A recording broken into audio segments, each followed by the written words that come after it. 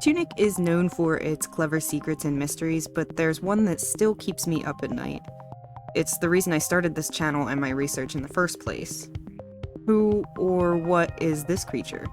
They have been named the Shopkeeper by the community because of just how little information we actually have.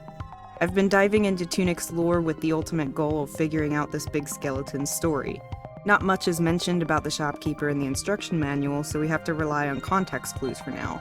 This means there's a lot that's open to interpretation, and unless proven otherwise, the second half of this video will just be my inferences based on the research I've done so far. Today, however, I want to lay out everything we understand about the Shopkeeper. The instruction manual tells us very little, but in my research into anything Tunic, that's where I like to start, so let's look at a few translations. Page 26 is where the instruction manual explains how the Shopkeep is marked on the maps. Translating this part of the page reads, "Check the map. Someone made maps for you. There are secrets hidden on them, so look carefully." And the arrow says, "You are here." While this is showing the Shopkeep's map marker, I don't believe this necessarily means the Shopkeeper was the someone that made maps for you, but it could be, and many in the community lean towards this explanation. But the map maker could also just as easily be prior ruin seekers. This translation is too ambiguous to know for sure. And that's it. That's the only direct reference to the Shopkeeper in the entire 56-page manual. Thanks for watching. See you next time. But this is what keeps me up at night. My first encounter with this Shopkeeper was terrifying. The Shopkeeper's entrance is so grandiose that I'm not satisfied with the surface level lore alone. This is intentionally designed to be an impactful encounter, and if I've learned anything from Tunic, it's that Dicey and the team are purposefully meticulous. So let's keep digging. The Shopkeep can be found in 7 locations throughout the game. Inside the windmill, under the garden knight, to the left of the eastern vault, south of the bridge to the ruined atoll, the mausoleum in the graveyard, the bottom of the cathedral, in the quarry, and finally the strange stone sculpture in the eastern overworld. The last 2 locations do not have a marker on the map. This is another reason that I don't believe the Shopkeeper compiled the instruction manual, or at least did not create all of the maps. If they did, wouldn't they have also included a map marker at those locations as well? Aside from the locations, the only other concrete clue that we have is the page that the Shopkeep sells you in the stone structure. This is page 22 and 23. Page 22 has a lot of clues about solving endgame puzzles, and while there may be a connection here, I'm currently more interested in the possible connection to page 23, depicting the hero's grave shrines. These shrines are not an actual grave, but rather they act as teleporters to a strange world where you are able to regain your memory of what was lost. This place and your memories are a topic for another video, so make sure you're subscribed, but for now all you need to know is that the far shore is where the hero is considered to be laid to rest, as described by one of the most curious translations, the translation for the Dark Tomb description. Who is enshrined here if the hero lies at the shore? Who indeed? This is a big tomb, suggesting that whoever was buried here was highly respected.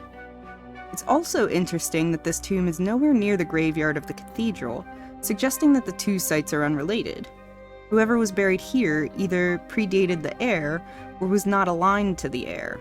What if the heir was not the only one to find the power to defy death? Who else do we know that can travel in between planes? I like the idea that the Dark Tomb was built for the Shopkeep, however I only have circumstantial clues.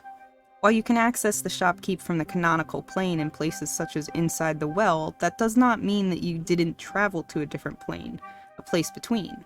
When you walk into the Shopkeep's, shop, you are met with 3 question marks as the location, but the description translates to hole in time.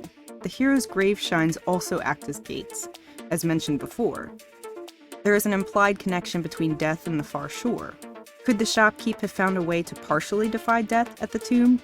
In addition to possessing the page that has every hero's grave location, another notable place the Shopkeep can be found is in the mausoleum in the graveyard.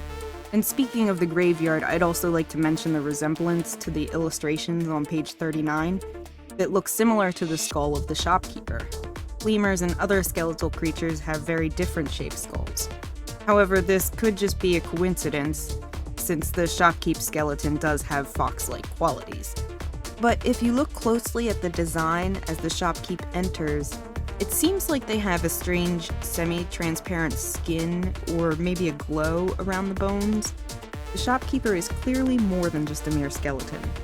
Could the shopkeeper have been one of those to find the power to defy death, but was not able to execute it fully, and is now stuck in this limbo?